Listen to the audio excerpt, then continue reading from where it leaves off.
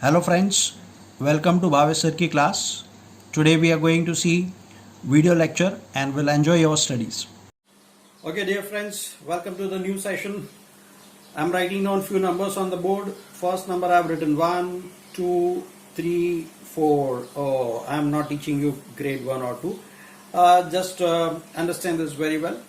My question is, what is this number called as? Then it is first counting number or the first natural number, that is right. It is an odd number, that is right. What about this? This is an even number. This is odd number. This is an even number. So we have classified number as this as odd, even, odd, even. Other than this, can you classify the numbers in some other way? Answer is yes. These are known as prime numbers. 4 is called as a composite number. Now when I say this prime and composite number, then question arises, what is 1? So 1 is neither prime nor composite. Why I am doing this thing to you, we'll understand now. My simple question to you is, can you factorize 2? Answer is yes, it is 2 into 1. But traditionally, whenever 1 is only the factor, then we do not factorize that number. In short, I mean to say that any prime number we do not factorize. Then we factorize only the composite number. Say first composite number here I am taking as 4. 4 is 2 into 2. Fine. So what I am doing is right now factorizing the numbers. If I talk about 60, what about 60? 60 is nothing else but 2 into 30. My simple question to you is, when I write down 2 into 30, what do you understand by 2 into 30? Exactly yes. That means you have divided 60 by 2 to get the other factor as 30. Now, can I factorize it further? Answer is yes. This 2 cannot be factorized further because it is a prime number. 30 can be factorized further. I am writing down one of the factor as 2. Then 30 has been divided by 2 to get the other factor as 15. Now 2 into 2 into 15 is still a composite number, so I can still factorize it. I can divide it by 3 to get 5. My dear friends, these are the factors or the factorization of 60. Today's our topic is factorization. And when I say factorization, then question arises like, sir, can I write down 60 as 2 into 30? Yes, definitely 2 into 30 are is a product form or the factorized form of 60. But the perfect factorized form or the complete factorized form is 2 into 2 into 3 into 5. Whenever the question arises or the question is given to you, heading is given to you as factorize the following, what you have to remember, you have to factorize to the smallest possible numbers. That is the one thing you have to remember it permanently. Now, this goes back to the topic of, grade 5, 4 you might have studied or grade 6 you might have studied.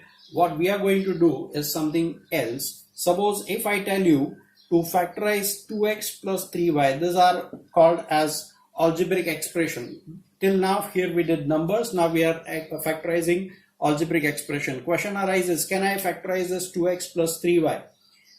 Now we have to observe first the numeral part, that is a fact, their coefficients 2 and 3, and what can I see? Nothing is common. Even in the variable part x and y, nothing is common, hence this cannot be factorized. Or at the most you can write down 1 into 2x plus 3y, but that does not make any sense, so we do not write down. It is this kind of expression is something like prime numbers. I don't say they are prime numbers, remember, something like prime numbers, as we discussed, like prime numbers cannot be factorized. So this particular term cannot be factorized. This particular expression cannot be factorized. Suppose I write down another expression as 4x square plus 18y. Now as I told you, you have to observe the numeral part first, that is the coefficient part. 4 and 18 both are even numbers, then 2 is a common factor in that, so I am taking out 2 common. So 4 divided by 2, 4 divided by 2 is equal to 2, so here it is 2x square. 18 divided by 2, which is equal to 9. So this will be 9y.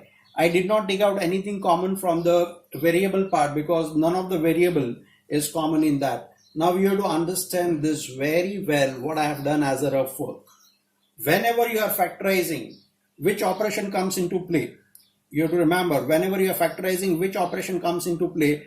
Division comes into play. And if you do not understand this part, rest of the exercise may be difficult for you. I would just remind you, when I said 60 is factorized as 2 into 30, then I divided 60 by 2 to get the another factor. So if I want to get the factor, another factor, one of the factor which is taken out common, if I want to know other factors, then I have to divide each of the term. Start. Dear friends, before going into the first exercise, that is exercise 5A, I would like to talk to you regarding few basic things of this particular topic, and then we shall go further. I've written on an expression 3x square plus 6x plus 3. Now, apparently you can see, or it is very obvious that here is x square, here is x, there is no x over here. This is a trinomial. Can I factorize this? Answer is yes, I can factorize this. And the common part will be only from the numerals, not the variables, because all variables are not present in all the three things. So what can be taken out as common is number 3. So if you remember what I have to do, 3x square in rough work. If you don't understand, you can go to rough work. 3x square divided by 3. What will be left out as x square. Then positive 6 divided by 3. It is positive 2. So positive 2x. And here 3 divided by 3, it will be 1. And my dear friends, most of the time you forget to write down this 1, and if you forget to write down this 1, your answer will be wrong. This is your final answer. I'll take one more question, or I'll change this question and write it on almost same question, but observe this very carefully what I'm doing.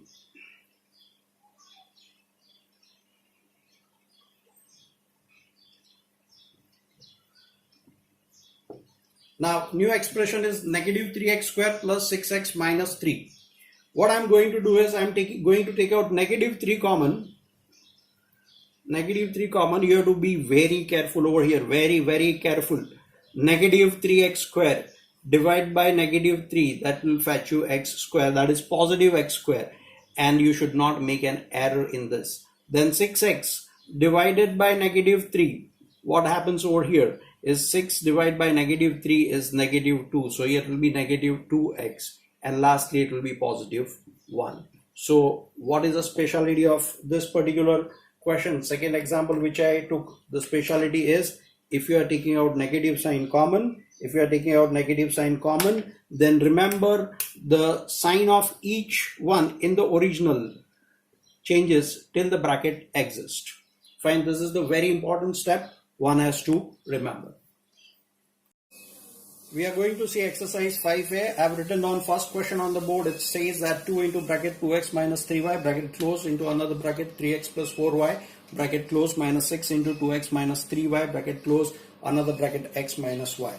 Now what you can observe, apparently it's very obvious that in each of these two terms, there's one big term, there's another big term. In that you can see 2x minus 3y is common.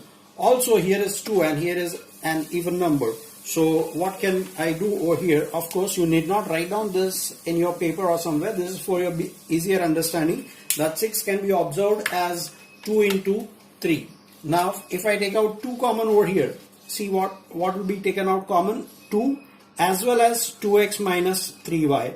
So whenever I'm taking out this common, what is left out over here from this term is 3x plus 4y. Now comes very important step, negative 6 divided by 2. Negative 6 divided by 2 is negative 3 into another bracket x minus y. 2 into 2x minus 3y. Here if I open up the bracket, the smaller bracket inside, negative 3 into x is negative 3x. Negative 3 into positive y is negative 3 into negative y is positive 3y. Now what you can see here is 3x minus 3x becomes 0. 4y plus 3y will be equal to 7y. So 2 into 2x minus 3y into 7y. 7 2s are 14. So this will be 14y into 2x minus 3y. This will be your final answer. Start. I'm talking about question 3 of exercise 5A. You can see it's a very long question containing basically 3 terms, 1 term, 2 term and term number 3. Now when I see here is AB, here is BC, here is CA, none of them is common. And apparently I'm saying, just when you are observing, none of here a square plus b square minus c square, here a square plus b square minus c square, but here it is not so. Then also we will able to factorize this. You have to observe it very carefully about the first solution step. Find in the second part. What is this? Negative BC into negative 1 I am taking out common. If you remember the start part of the lecture, whenever I am taking out the negative sign, what happens? The sign of each term in the bracket changes. Negative a square will become a square. This will become positive b square. This will become negative c square. Plus last term is as it is. So what I have played is, I will just remind you what I have done. I have just observed my second term. In that I have taken out negative 1 common. What has happened? Negative a square to positive a square, negative b square to positive b square, positive c square to negative c square, because I have taken out here negative 1 as common. Now you observe the 3 terms. What happens here? This is a squared plus b squared minus c squared. From first term this entire bracket has gone, so what is left out is ab. Negative into negative is positive BC, and here nothing else but CA is left out, and that is your final answer. I will repeat one thing, that taking out negative part is very common, very important in this particular question. Question number 5 of exercise 5A states that a cube plus a minus 3, a square minus 3. Now apparently when you see this particular thing, nothing can be taken out as common. And there are 4 terms. So what I'm going to do is I'm going to make it as a group of 2 terms each. You observe this carefully. From this I can take out first 2 terms I'm talking about. I can take out a common. What will be left out is a square plus 1. Now from these 2 terms I can take out negative 3 common. My dear friends, I have taken out negative sign common. So here it will be a square plus 1. I hope you remember this rule, and you will not make any kind of mistake whenever you are doing it further. Now from these 2 terms I can take out as a square plus 1, a square plus 1 as common. So what will be left out over here is a minus 3. This will be your final answer. You have to observe this carefully. Negative 3 was taken out common. And another thing, we have started doing the grouping of the terms which were not there in question number 1 and 3 what we did today. Now dear friends, question number 11 of exercise 5A, it states that ax plus by the whole square plus bx minus ay the whole square. We have to factorize this, and let me tell you, you will go crazy if you start thinking so much. Let me make your thinking much simpler. I hope we know this identity since long. P plus or minus q square can be written down as p square plus q square plus or minus 2pq. I hope you remember this identity, and if you understand this identity, the further part of the question becomes very easy. It is ax plus by the whole square. So I'm just observing this, I'm just focusing on this particular expression. This will be a square x square plus b square y square minus 2abxy. The expansion of these 3 terms makes the expansion of the first bracket, what we have seen just now. This is the first bracket. It is expanded using this particular identity. What happens to the second one that we'll try to understand? I'm talking about this particular thing. I'm expanding this. It will be b square x square plus a square y square minus 2abxy. This is the expansion of this particular thing.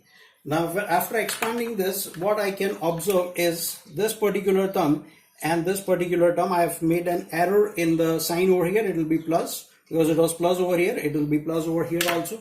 Now if I observe this particular term and this particular term, what happens is they are like terms or the exactly similar terms with opposite sign. So 2abxy minus 2abxy will become 0. So instead of 6 terms, you are having only 4 terms.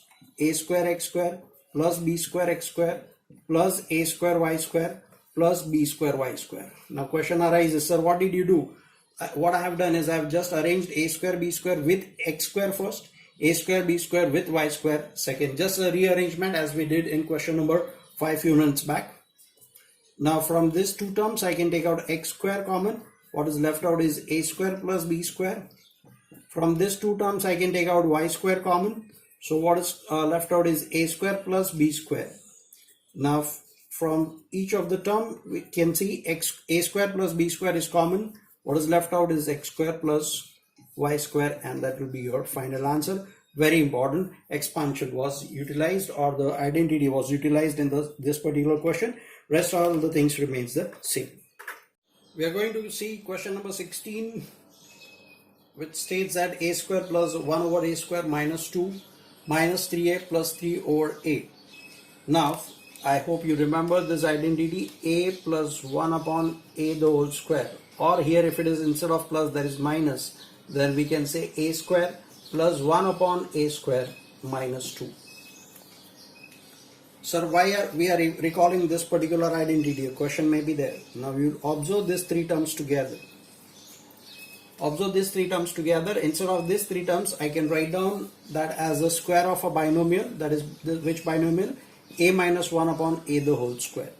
From these 2 terms, what can I take out common is negative 3. Remember negative 3, negative divided by negative, positive. So a will be left out. Positive divided by negative, answer will be negative. So it will be 3. 3 is already gone. So 1 over a. Now if you observe this carefully, this is something like x square minus 3x. And what can you take out common is a minus 1 over a can be taken out as common. What will be left out over here will be a minus 1 upon a minus 3. This has already gone out as a common factor. So very important. We have used the identity in previous question also. This question we are using the identity, but in a reverse way we are using it. So you have to be very careful about all such questions. Question number 18 of question 5a. We have used identity 2 times in the previous 2 questions. And let me tell you, you have to be very observant and use your brain, that whenever there is some square term, there is a chance of framing a square of a binomial. Fine. You observe these 2 terms along with this term. Observe this, what I am going to write down this as. Instead of a square I have written down a square. Instead of 4b square I am going to write down 2b the whole square minus 2 into a into 2b. This entire term is written in a little different way.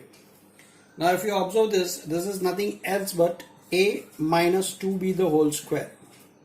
Of course I have not forgotten these 2 terms. I am writing these 2 terms as 3a plus 6b.